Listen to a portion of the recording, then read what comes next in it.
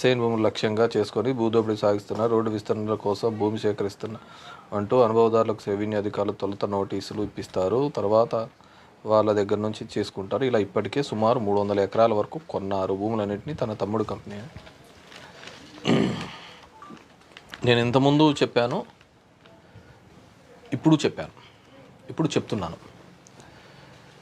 నేను ఎక్కడైనా కానీ 1 సెంటు కానీ 1/2 సెంటు కానీ ఎవరిదైనా కానీ కబ్జా చేసి ఉంటే ఏ ఒక్క రైతుతో అన్నా కానీ ఒక్కరితో అయినా చూపించండి అని చెప్పిన.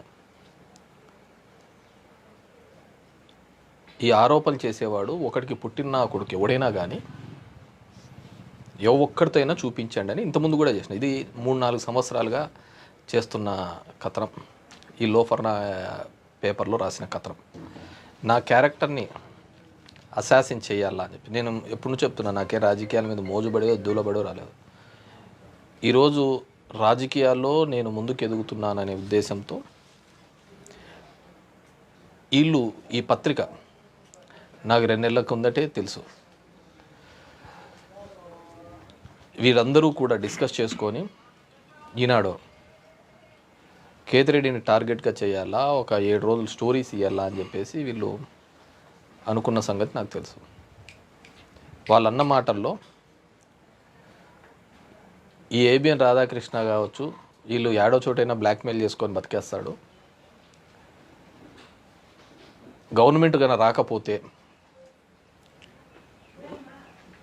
తెలుగుదేశం గవర్నమెంట్ రాకపోతే, జగన్మోహన్ రెడ్డి మళ్ళీ ముఖ్యమంత్రి అయితే నేను చేసిన పాపాలు చిట్టీల వ్యాపారంలో కావచ్చు, మిగతా చేసిన ఫ్రాడ్లన్నీ కూడా బయటికి తీసి నన్ను లేకుండా చేస్తాడు అని వాళ్ళ పత్రికా యాజమాన్యం అంతా కూడా మాట్లాడుకొని ఈ విధమైన కథనాలు రాస్తున్నారు. కడుపుకు అన్నం తినేవాడు ఎవడైనా సరే 300 ఎకరాల వరకు ఏ విధంగా కొన్నారు, కబ్జా చేసుకున్నారు, 10ల సంఖ్యలో మున్సిపాలిటీ రిజర్వ్ స్థలాలు కబ్జా చేసినారు అని రాసినాడు. ఒక్కటైనా కానీ మీరు చూపియండి అని నేను ఎన్నోసార్లు అడిగా. ఎందుకు చూపిలేకపోయినారు? కడుపుకు అన్నం తింటున్నారు కదా, లేదంటే మా సులభ్ కాంప్లెక్స్ వెనకర గేట్ దగ్గర పోయి తింటున్నారు ఏమన్నా? రాసే రాత కన్నా ఉండాలి కదా. లోఫర్ నాయలు రాసిన దాంట్లో ఇంకోటి, ఆయన బడిలోనే చదవాలి అంట. ఈ గాడిదలకు అర్థం కాదు. 2019లో వైకాపా అధికారంలోకి వచ్చాక ధర్మవరం పట్టణంలోని 4 ప్రముఖ కార్పొరేట్ పాఠశాల యాజమాన్యాన్ని భారీ మొత్తంలో డబ్బులు డిమాండ్ చేశాడు. చెప్పు తెగేదా కొడతల్లా. ఏ గాడిద నా కొడుకు చెప్పాను నీకు? నేను స్కూల్స్ అనేది హయ్యెస్ట్ ఇంపార్టెంట్ ఇస్తుంటాను. నేను ఈ స్కూల్స్కి ఇన్స్పెక్షన్ పోయినప్పుడు 2000 మంది ఒక స్కూల్లో ఉండి కేవలం 4 బాత్రూమ్ 5 బాత్రూమ్స్తో 4 కార్పొరేట్ సంస్థలు, నారాయణ, చైతన్య, రవీంద్ర భారతి అండ్ భాష్యం స్కూల్స్, వాళ్ళకి చెప్పాను 1 ఇయర్ టైం ఇచ్చా. మీరు ఎక్కడైనా కానీ ప్లే గ్రౌండ్ పెట్టుకోండి, ప్లే గ్రౌండ్లో చదివించండి అని. ఆ స్కూల్స్ మోస్తే ఈయనకేం మోసిందంట. నారాయణ స్కూల్స్లలో, చైతన్య స్కూల్స్లలో ఆత్మహత్య చేసుకుంటే పిల్లలకు దాని గురించి రాతలు రాయడు ఈ గాడిద. చెప్పి రాస్తూ వాళ్ళని రద్దు చేయించంట, నా బడిలోనే చదువుకోమన్నామంట. రే గాడిద, నాకు బడి ఎక్కడా లేదురా. నేను ఎక్కడ పోయినా కానీ పిల్లల్ని, ప్రైవేట్ స్కూల్ పిల్లలు కావచ్చు, ఇంకో పిల్లలు కావచ్చు, ఎక్కడైనా పోతున్నప్పుడు మా స్కూల్లో చదువుమ్మా, మా స్కూల్లో చదువుమ్మా అంట. మా స్కూల్లో చదువుమ్మా అంటే, మా స్కూల్ అంటే గవర్నమెంట్ స్కూల్. ఈ గాడిదలకు ఇక్కడి నుంచి పంపించేవానికైనా తెలియాలి కదా, ఈ నుంచి పంపించే గాడిదలకైనా తెలియాలి కదా. ఆయనకి స్కూల్ లేదురా, పాడు లేదురా, పొద్దున్న లేచిన నుంచి తిక్కోనిలాగా జనాల్లో తిరుగుతూ అంటాడు అని ఈ నుంచి పంపించే గాడిదలకి ఏం తెలుసు? మా స్కూల్ అంటే గవర్నమెంట్ స్కూల్స్. మా స్కూల్లో మిగతా స్కూల్కు కంపారిజన్ ఏ విధంగా ఉంటుందని కూడా చెప్పిన. మా స్కూల్లో ఇచ్చే ఫుడ్ ఎలా ఉంటుంది, మా స్కూల్లో ఉండే చదువు ఎలా ఉంటుంది, మా స్కూల్లో ఉన్న డ్రెస్ ఎలా ఉంటుందని. అదిరా మా స్కూల్ అంటే నేను అనేది. ఈ గాడిదలకు మా స్కూల్ అంటే తెలీదు. ఏది పడితే అది రాసుకుంటూ పోయినారు. ఇప్పుడు కాదు, 3 ఏళ్ల నుంచి రాస్తారు. దీనికి తోడు తందానని ఈ 2 తెలుగుదేశం పార్టీ వాళ్ళు వీళ్ళు తెలుసుకోవాలి కదా. 4 ఏళ్లలో ఉన్నారు, మీకు ధైర్యం లేకపోయింది ఒకటి చూపించడానికి. ప్రతిపక్షాలకు ఉన్నారు కదా, మీరు చూపించాలి కదా. ఒకటన్నా ఒక రైతన్న కంప్లైంట్ చేయాలి కదా. ఒక రైతన్న ఇక్కడ ఇలా జరిగింది అని చెప్పి ముందుకు రావాలి కదా, నా భూమి లాక్కున్నాడు అని చెప్పేసి. నోటికి ఎంత పడితే అంత. దీంట్లో రాసిన దాంట్లో ఇంకేందో రాసినాడు, క్వారీలోంచి నా దాంట్లోంచి అంటే వారు కోర్టుకు వెళ్ళి అనుమతులు తెచ్చుకుని ఎవడేసుకున్నాడు చెప్పమనే మన నియోజకవర్గంలో. నేను వర్కులకి స్పీడ్గా కావాలి, నా కాన్షియన్స్లో స్పీడ్గా జరగాలి అని చెప్పి దగ్గరికి ఇప్పుడు 6-7 కోట్లకు వర్కులకు సంబంధించి కంకర అప్పు ఇచ్చినాం. నా కాన్షియన్సీకి సంబంధించి 6 to 7 crores వరకు అప్పు ఇవ్వడం జరిగింది, వర్క్ స్పీడ్గా కావాలా అని చెప్పేసి. వీళ్ళు ఎవరో తెచ్చుకుంటే ఇది ఆపినారంట. ఆయన ఇంకోటి నుంచి తెచ్చుకుంటే ఇంకోటి ఏం తెలిసినాడు, ఒక భాజపా నాయకుడికి సొంత క్వారీ ఉంది, అయినా వైకాపా ప్రతినిధి వద్దరే కంకర కొండ ఉన్నారు, ఇప్పటి వరకు ఉండే. కొద్దిగా కామన్ సెన్స్ ఉంది, సూర్యనే వర్క్ చేస్తున్నాడు. నా దగ్గర కంకర కొన్నాడు, ఎవడు చిమ్మన్నాడు, ఒకటన్నా కొన్నాడా? సూర్యకి సంబంధించిన క్వారీకే 70 కోట్లు పెనాల్టీ వేసినారు. ఫ్రాడ్ చేసి ఉంటే 70 కోట్లు పెనాల్టీ వేసినారు. అతని కంకర నా దాంట్లోంచి తోలుకుంటున్నాడా? సూర్యనే చేస్తాడు ఇది, సూర్యని నా దాంట్లో తోలుకుంటున్నాడా? 2 వర్కులు చేస్తున్నాడు నా దాంట్లో. ఒకరు సిద్ధార్థ కన్స్ట్రక్షన్స్, పరిటాల శ్రీరామ్ వాళ్ళు 100 కోట్లతో రైల్వే వర్క్ జరుగుతుంది. వాళ్ళదేమన్నా ఆపినానా? 100 కోట్లతో ముదుగు బైపాస్ జరుగుతుంది, సూర్యనే కాంట్రాక్టర్. ఇవేమన్నా ఆపినానా? తెలుగుదేశం పీరియడ్లో వేరే వాళ్ళని ఎవరినైనా చేయించినారా? తెలుగుదేశం పీరియడ్లో వీళ్ళు ఎవరినైనా వర్క్ చేయించినారా? ఎవరిని ఏమైనా పని చేయలేదు కదా. ₹1,00,000 పని కూడా చేయలేదు కదా. నేను 100 కోట్లు 200 కోట్ల పనులు చేస్తాను. ఎవడికి ఎంత లెక్క ఇచ్చినారంట గాడిదలు? ఈ పేపర్ రాసిన దాంట్లకు ఎవడెంత లెక్క ఇచ్చినాడు?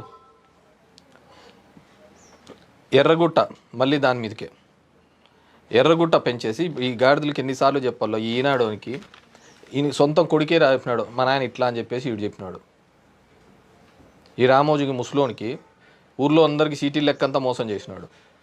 గుట్టలు ఇచ్చింటే దాన్ని వాడుకోవాల్సింది వాడుకోకుండా మోసం చేసినాడు. నేను సింపుల్ థింగ్, రాజకీయాల్లో క్యారెక్టర్ కోసం ఉంటాము, గెలుపోవటం తర్వాత విషయం. నా క్యారెక్టర్ అసాసిన్ చేయాలని, నా క్యారెక్టర్ని ఇబ్బంది పెట్టాలనుకుంటే నాకు ఎవడైనా కానీ ఒకటే, ఈక ముక్కతో సమానం. నువ్వు రాజగురువు అయ్యుండొచ్చు, ఇంకో లఫడా అయ్యుండొచ్చు, నాకు సంబంధం లేదు. నా క్యారెక్టర్ని మళ్ళీ కింద ఎవరైనా కానీ ఇలాంటివి చేసినారంటే వాళ్ళకే పడతాయి చెప్తాను. ప్రూఫ్తో రాయండి. రెండోది, తెదాపా హయాంలో ధర్మవరం ప్రాంతంలో సోలార్ ప్లాంట్ ఏర్పాటుకు ఎకరా 3.5 లక్షలు ఇచ్చి 160 ఎకరాలు రైతుల నుంచి సేకరించారు. ఎవడు సేకరించినారు? ప్రైవేట్ వాడు సేకరించినాడు. ప్రైవేట్ వాడు భూమి కొన్నాడు రైతుల దగ్గర నుంచి. కొంటే ఢిల్లీకి చెందిన కంపెనీ వాళ్ళు ప్లాంట్ ఏర్పాటు ముందుకు వచ్చి చేస్తే ఆ భూములు ఆడ ప్లాంట్ పెడుతూ ఉంటే తెలుగుదేశం హయాంలో కదా ఆ ప్లాంట్ ఎనిక్కిపోయినది. సోలార్ ప్లాంట్ అంతా డబ్బులు అడిగినాడనే కదా ఎనిక్కిపోయినది. పోయి రికార్డ్స్ అన్నీ చూసుకోండి. పొయ్యి ఆడ మొత్తం సీక్ చెట్లు కంప చెట్లు ఉంటే ఆ భూమిని వేరే అతను కొనింటే అతని దగ్గర నుంచి నేను కొన్నాను. దానికి 3 లక్షలు అయితే ఎకరా చొప్పున 3 కొన్నారు. ముందుగా స్నేహితుడు కంపెనీ పేరుతో కొని, తర్వాత తమ్ముడు కంపెనీ ఒకడు కొన్నాడు, వాడి నుంచి నేను కొన్నాను. సోలార్ పవర్ ప్లాంట్కి కూడా ఒకడు కొన్నాడు, ఒకడు కొనిచ్చినాడు. కొనిచ్చి దాని తర్వాత ధర్మవరం నుండి హైదరాబాదు జాతీయ రహదారిని కలిపేలా నిర్మిస్తున్న రహదారి ఈ భూముల పక్క నుంచి వెళ్తుందా? ఏ రహదారి వెళ్తుందా? దీని పక్కన ఏడో గరడాంపల్లి చోట మూల ఉంది, ఆడికి రోడ్డు కనెక్టివిటీయే లేదు. ఇంకా రహదారి ఎప్పటి నుంచి పోతుంది? ఆ ఊర్లో తప్ప, ఆ పల్లెలో తప్ప ఇది లేదు. ఈ భూములు పక్క నుంచి వెళ్తే దీంతో బహిరంగ మార్కెట్లో 100 కోట్లు పై మాటే అంట. 50 ఇచ్చి తీసుకోండి, 100 ఇచ్చి తీసుకోండి.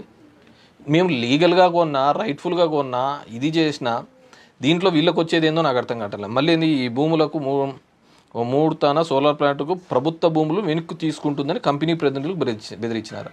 ప్రభుత్వం ఎందుకు తీసుకుంటుంది భూములు వెనక్కి? ఇది ప్రైవేటోన్తో కొన్నాడు. ఎల్లయ్య అనేవాడు పుల్లయ్య అనేవాడిని కమ్మినాడు అందరి దగ్గర, రైతుల దగ్గర తీసుకొని. అది 2 వ్యక్తుల మధ్య ఉండేది. ఇదే గవర్నమెంట్ ల్యాండ్ కాదు. గవర్నమెంట్ ల్యాండ్ ఇక్కడ ఇన్ని ఉద్యోగాలు ఇస్తామని తీసుకున్న ల్యాండ్ ఏం కాదు. ల్యాండ్ బ్యాంక్ చేసుకోవడానికి కొంతమంది కొన్నారు. కొన్న దానిలకు ఇది పెడతా పోతున్నాడు. ఇంత దరిద్రమైన రాతలు రాసుకుంటూ దీనిలతో బతికేదానికంటే గోడ మీద దుంకి సావచ్చు. నేను భూమి కొంటే మీకేమొస్తుంది?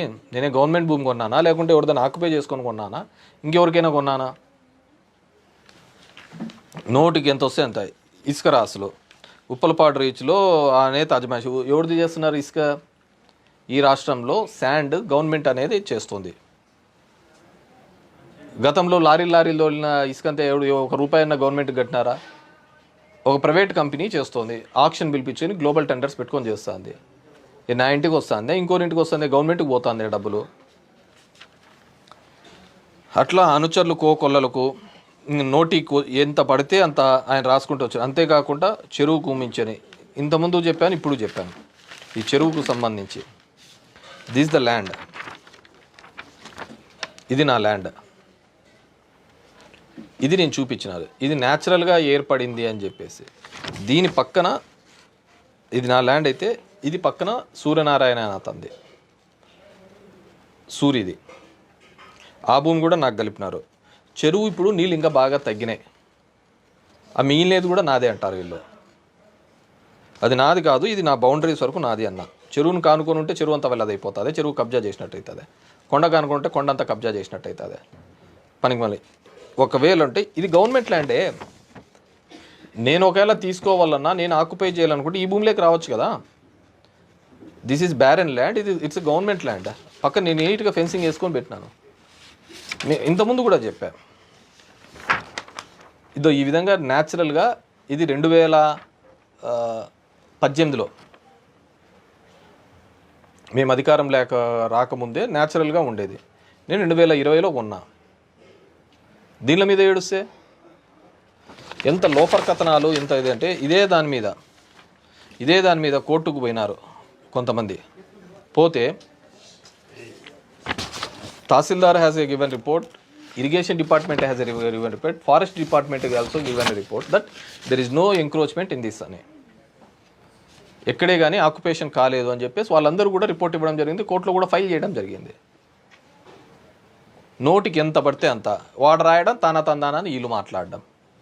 ఏంది వీళ్ళ బతుకులేంది? అనంతపూర్లో ఆల్రెడీ 20 ఏళ్ళు 30 ఏళ్ళుగా ఉన్న భూమిని సూరి చేయించుకున్నాడు రిజిస్ట్రేషన్ ఎకరాల మీద. దాని మీద ఒక సబ్ రిజిస్టర్ ఇప్పటికీ సస్పెండ్ అయి ఉన్నాడు. వాళ్ళ ఊరోడే అదే రిజిస్ట్రేషన్ చేసిన సబ్ రిజిస్టర్ ఇప్పటికి సస్పెండ్ అయి ఉన్నాడు. అతను డిశ్చార్జ్ అని ఇద్దరు కలిసి చేయించుకున్నారు. ఇంకా శ్రీరామ్ అయితే కోకొల్లలు రాప్తాలు అడిగినా చెప్తారు. నేను ఒకటే, దీనికి సంబంధించి నేను పొద్దున్నే జనాల్లో తిరుగుతున్నాననేదే వీళ్ళ బాధ. ఇది మన లోకేష్ పాదయాత్ర చేసినాడు, ఎన్ని ఎకరాలు కబ్జా చేసినాడు? మన శ్రీరామ్ చేసినాడు, ఎన్ని ఎకరాలు కబ్జా చేసినాడు? ఎవడైనా కానీ ఒక లీడర్స్ కానీ ఇంకోటి కానీ జనం మధ్య తిరుగుతున్నాడు అదంటే కేవలం అది కబ్జాల కోసమో ఆక్యుపేషన్ కోసమే అంటే ఎట్లయితే అది? నేను అదే కామెంట్ నేను చేయొచ్చు కదా. లోకేష్ అంతా తిరుగుతున్నప్పుడు ఏడాడు భూములు ఉన్నాయి, ఏడాడు గన్లు ఉన్నాయి, ఇవన్నీ చూడడానికే చేస్తున్నాడని నేను అనొచ్చు కదా. నా ఇంకితం ఏం పోతుంది కదా. మన శ్రీరామ్ తిరిగినప్పుడు కూడా శ్రీరామ్కి నేను అన్ని వార్డులలో తిరిగినాడు కదా. శ్రీరామ్ కూడా అన్ని చోట్ల కబ్జాలు చేయడానికి తిరిగినాడని చెప్పేకైతే కాదు కదా. నాకు వాళ్ళకి తేడా ఏముంటుంది? ఒకరు ఏదైనా కానీ పని చేస్తున్నారు అంటే నేను గుడ్ మార్నింగ్ అనేది ధర్మవరంలో ఎవరిని అడిగినా, నీకు ఇన్ఫర్మేషన్ ఇచ్చిన ఆ గాడిదని అడిగినా చెప్తాడు నేను ఎన్నేళ్ల నుంచి గుడ్ మార్నింగ్ కార్యక్రమం చేస్తున్నానని. ఇప్పుడు సోషల్ మీడియా అనే ఒక ప్లాట్ఫామ్ ద్వారా అరే ఒక ఎమ్మెల్యే ఇలా జనం దగ్గరికి వెళ్తాడా, జనాల సమస్యలు అడిగి తెలుసుకొని పరిష్కరిస్తాడా అని చెప్పేసి అందరికీ ఇట్స్ న్యూగా కనపడింది. మా ధర్మవరంకి కొత్త ఏం కాదు, మా ధర్మవరానికి పాతే. నేను ఆ విధంగా వెళ్ళాను కాబట్టి ఈరోజు హాస్పిటల్స్లో రేపు ఓపెనింగ్ పెట్టినాం. ఎందుకడా అక్కడ నేను ఆ హాస్పిటల్ పోయినప్పుడు దాంట్లోకి చెట్లు వచ్చినాయి, లీక్ అవుతున్నాయి, చాలా ఇబ్బందికరమైన పరిస్థితి. కాబట్టి ఆ సమస్య ఉండకూడదు అని చెప్పేసి కొత్త హాస్పిటల్ కట్టించినాం. నేను గుడ్ మార్నింగ్ అనే కార్యక్రమంలో 2008 నుంచి మొదలుపెట్టినప్పుడు వెళ్ళినప్పుడు ఊర్లో తాగునీటి కోసం ఇబ్బంది పడుతున్నారు, ఊర్లో తాగునీళ్ళు లేక ఇబ్బంది పడుతున్నారు అని చెప్పేసి డ్రింకింగ్ వాటర్ స్కీమ్ తీసుకొని రావడం జరిగింది. నేను గుడ్ మార్నింగ్ అనే కార్యక్రమం వెళ్ళినప్పుడు చాలామంది ఇబ్బంది పడుతున్నారు, ఎలక్ట్రికల్ సబ్స్టేషన్ లేక ట్రాన్స్ఫారాలు లేక ఇబ్బంది పడుతున్నారని చెప్పి 410 కోట్ల రూపాయలతో ట్రాన్స్ఫారాల్స్ పెట్టించినాను, సబ్స్టేషన్స్ తెప్పించినాను, 15 సబ్స్టేషన్ తెప్పించినాను. ఇవన్నీ కానీ ఒక ఎమ్మెల్యేగా నేను జనం దగ్గరికి వెళ్తేనే కదా నాకు ఇన్ఫర్మేషన్ వచ్చేది. అలా వెళ్తున్నది కూడా మీకు తప్పనిపించేసి దాని మీద ఒక మసిపూయల్లా అని చెప్పేసి ఒక ఆలోచన చేయడం అంతకంటే దౌర్భాగ్యం ఏమైనా ఉంటుంది? అలా సంపాదించిన కూడు మీకేం ఉండేదా? ఏం పాడా? పబ్లిక్ డొమైన్లో నేను తిరగడమే తప్ప అయితే వేరేది ఏముంటుంది చెప్పు? ఇంకా తిరగకూడదు, ఎమ్మెల్యేలు తిరగకూడదు, ఎవడు తిరగకూడదు, నువ్వు ఎట్లా రాస్తే అట్లా. ఎన్ని కొంపలు నాశనం చేసినావు నువ్వు. సాక్షి అనే పేపర్ రాకముందు నీ పేపరే కదా ఒకటే. సాక్షి అనే పేపర్ రాకముందు కేవలం నీ పేపర్లో ఏదొస్తే అదే వేదాంతంగా ఉండేది కదా, వేదంగా ఉండేది కదా. ఈరోజు రెండోది కౌంటర్గా N number of social media channels వచ్చినాయి, ఎన్ నెంబర్ ఆఫ్ ఇది వచ్చినాయి. సింపుల్ థింగ్ చెప్తా, ఇదే సోషల్ మీడియా లేదనుకో, ఇదే పేపర్ను చూసి ఇది నిజం అనుకుంటారు కదా. నేను చెప్పి చూపించేంతవరకు చూపిమను, నా స్కూల్ ఏదో చూపిమను. ఆ కార్పొరేట్ స్కూల్ అంటే నీకెందుకు అంత మోజు తీట? నేనే వాళ్ళనే తీసేయమని లేదు. 1 year టైం ఇచ్చిన వాళ్ళకు. గో ఆన్ రికార్డ్స్, నా లైవ్ రికార్డ్స్లో కూడా చూసుకోండి, అంత లైవ్లోనే ఉంటుంది. 1 yearలో కాంపౌండ్ పెట్టియండి, స్కూల్లో టాయిలెట్స్ కట్టించండి అని చెప్పేసి చేయలేదు. యాజ్ పర్ రూల్ ఏం లేవో అవి క్లోజ్ చేయించినాము. పెట్టుకోమండి, ఇప్పుడైనా పెట్టుకోమండి. కడుపుకు అన్నం తినేవాడు ఎవడ? నా స్కూలు, మా స్కూల్లో చేరు అంటే అది గవర్నమెంట్ స్కూల్ రా, పనికి మాలోడా. మా స్కూల్లో భోజనం బాగుంటుందని చెప్తా, మా స్కూల్లో డ్రెస్సులు ఇస్తారని చెప్తా, మా స్కూల్లో టీచర్లు ఏ విధంగా ఉంటారని చెప్పి అడుగుతూ ఉంటాను. It's my responsibility. అది కూడా ఆ స్కూల్ ఏదో చెప్పు మనం.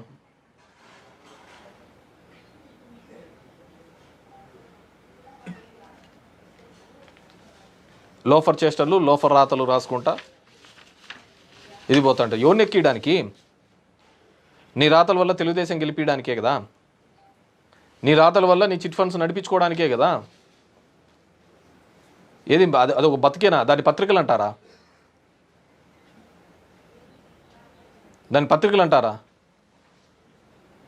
దాని బదులు మామూలుగా రెడ్ లైట్ ఏరియాల్లో ఉంటారు కదా, వాళ్ళు వాళ్ళ కష్టం కోసం, వాళ్ళ జీవనోపాధి జరక్క కోసం చేసుకుంటారు. వాళ్ళకంటే అధ్వానం కదా నీ బతుకు, వాళ్ళకంటే అధ్వానమైన బతుకు కదా నీది. అరే ఒక్కరిని చూపి మనం. ఇంతకుముందు ఆర్ఎన్బి రోడ్డు మీద కోర్టు విన్నారు, కోర్టు డిస్మిస్ చేసింది. ఇంతకుముందు ఇలాంటి తప్పుడు రాతలు రాసింటేనే వేసినాను. ఎందుకు ఈ బతుకు బతకాలా?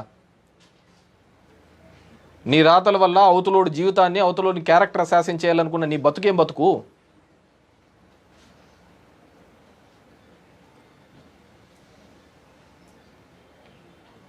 ఏం చేస్తారు? ఇట్లా రాసే నాతో కొడుకులు నా లైఫ్ను నాశనం చేయాలనుకునేవాడిని నేను ఎందుకు వదిలిపెట్టాలా?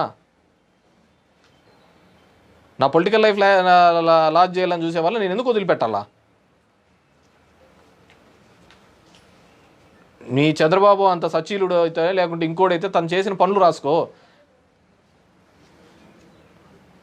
అది పత్రికా ధర్మం అవుతుంది. చేతగాని ఇవి చేసుకుంటూ వస్తారు. ఇంతకుముందు ఇదే ఊర్లో అదే కదా చేసినది. కుటుంబాలు నాశనం చేసినారు ఇట్లా పేపర్లో దొంగ రాతలు రాసి. ఎన్టీ రామారావు ఎట్లా నాశనం చేసినావు? నీ పత్రిక పుణ్యమే కదా ఎన్టీఆర్ నాశనం అయినది. లక్ష్మీపార్వతితో ఉన్నాడు, లక్ష్మీపార్వతితో చెప్పినది ఏంటన్నాడు, లక్ష్మీపార్వతి ఎంబడే తిరుగుతున్నాడు అని నీ ఆర్టికల్స్ నువ్వు. అలా కదా ఎన్టీ రామారావు నాశనం చేసినది. లేదంటే తెలుగుదేశం నీకు ఎందుకు వస్తుంది? చంద్రబాబు నాయుడుకి వైస్రాయ్ హోటల్లో 20 ఉంటే 200 మంది ఉన్నారని రాసే కదా నీ బతుకు. ఇంకా ఏ కాలంలో ఉన్నావు? అదే కాలంలో ఉన్నావు అనుకుంటే అవుతుందా? ఇంకా అదే కాలంలోనే బతుకుతామంటే అయిపోతుందా? ఆ రోజు ఈ గుడిసె రాతలు రాసే కదా.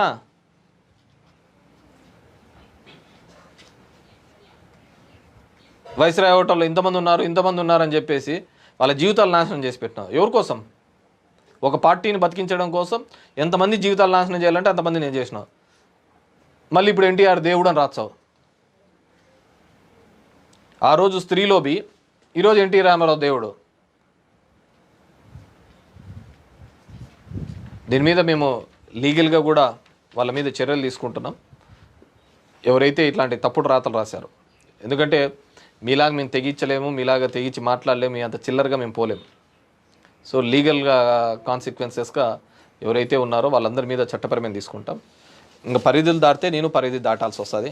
ఆ పరిధి దాటాను దాని మీద అని చెప్పేసి మేము పాత్రికేయులందరినీ కూడా యాజమాన్యం యొక్క టార్గెట్లు ఇచ్చినారనో, యాజమాన్యాలు చెప్తున్నాయనో, ఒకరి క్యారెక్టర్ని తక్కువ చేసి చూపించడం, ఒక క్యారెక్టర్ మీద బురద చల్లడం చేస్తే మాత్రం నేనుగా ఊరుకోను. నాకు రాజకీయాలు అయితే అయినాయి, పోతాయి. మీ యాజమాన్యం కోసం మీరు ఉంటాను తప్పుడు రాతలు రాస్తే నా దానికోసం, నా క్యారెక్టర్ కోసం నేను ఉంటాను. There is no excuse in that. రాయండి, సొసైటీలో జరుగుతున్న తప్పిదాలను రాయండి. పార్టీ అఫిలియేటెడ్గా మాత్రం కాదు. ఇప్పుడు నేను 100 సార్లు ఇవన్నీ ఎక్స్ప్లెయిన్ చేసినాను, ఇవే పట్టుకొని గుంజలాడి వస్తున్నాడు. 10 రోజులు, వారం రోజులు కథనాలని రాయండి. జీవన ప్రమాణాలు ఎలా పెరిగినాయని రాయండి. విద్యా వైద్యంలో తీసుకుని వస్తున్న మార్పుల గురించి రాయండి.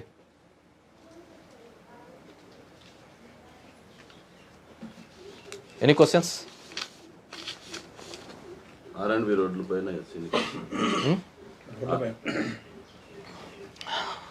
సూర్య కలిసినదా? ఈ ఇంకో పెద్ద ఆర్టిస్టు. 19th టెండర్స్ అయిపోయినాయి, 18th ఫస్ట్ టైం రిప్రజెంటేషన్ ఇచ్చినారు. టెండర్స్ అయిపోయిన తర్వాత నిన్న రివర్స్ టెండరింగ్ కూడా అయిపోయినాయి. ఒక 2 daysలో ఫైనల్ అవుతాడు, ఏజెన్సీ కాంట్రాక్టర్ ఫైనల్ అవుతాడు. ఇప్పుడు వచ్చి నేను వేస్తానంటున్నాడు, ఇది అంటున్నాడు. టెండర్లు పిలిచిన తర్వాత టెండర్లు ఫైనలైజ్ అయిపోయిన తర్వాత ఇతను వచ్చేసేది కాంట్రాక్టర్ వచ్చి వేస్తాడు.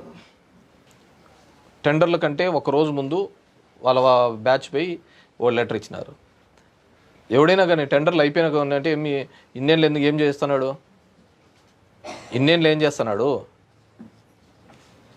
టెండర్లు అయిపోయినాక అతను వచ్చి చేసేది ఏముంటుంది? కాంట్రాక్టర్ చేస్తాడు కదా. ఇప్పుడు ఓన్లీ షో, ఎలక్షన్లప్పుడు ఇంక ఈ షో నాటకాలన్నీ జరుగుతున్నాయి. ఆయనకు తెలుదా 18th టెండర్స్ అయిపోయినాయని, 19th టెండర్స్ లాస్ట్ డేట్ అని, ఏజెన్సీ 2 రోజుల వర్క్ మొదలు పెడతారని తెలుదా? ఇప్పుడు మేము చేస్తా అంటే వర్క్ నా వల్లనే వర్క్ చేస్తున్నారని. టెండర్స్ ఎప్పుడు 20 రోజుల ముందర పిలిచి, నెల రోజుల ముందర పిలిచింటారు, ఆన్లైన్లో ఉంటాయి.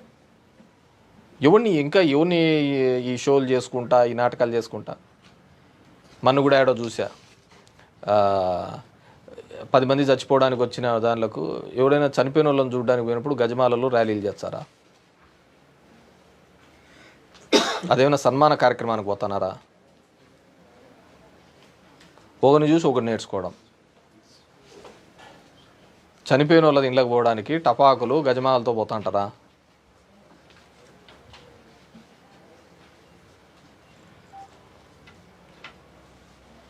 ఎలక్షన్లు అయిపోయిన దాని తర్వాత మేము ధర్మవరంకి బైపాస్ కావాలని నితిన్ గడ్కరీ గారికి రిప్రజెంటేషన్ ఇచ్చినాం.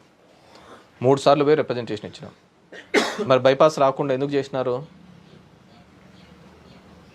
నువ్వు బీజేపీలోనే ఉన్నావు కదా. మన వరకు చంద్రబాబుతో ఇది దన్నోని, మళ్ళీ మోడీ వచ్చినప్పుడు, పురంధేశ్వరి వచ్చినప్పుడు పోయి కలిసినారు కదా.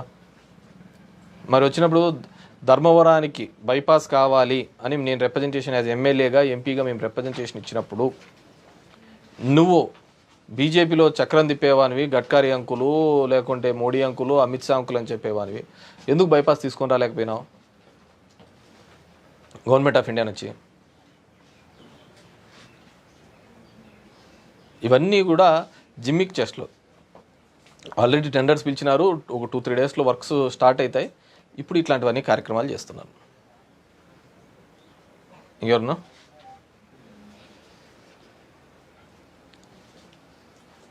₹5,000 కోట్ల వరకు సంపాదించినారు. 5,000 కోట్ల 10% ఇచ్చాడు. ఆడ పెడతామంటే ఆడ పెడతా, ఊరికి ఎందుకు ఇవన్నీ?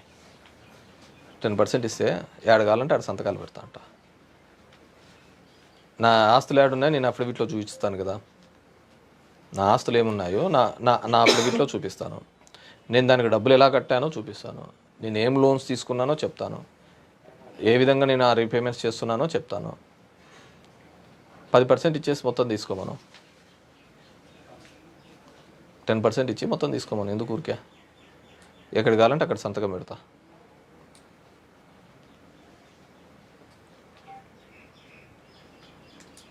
ఇంకా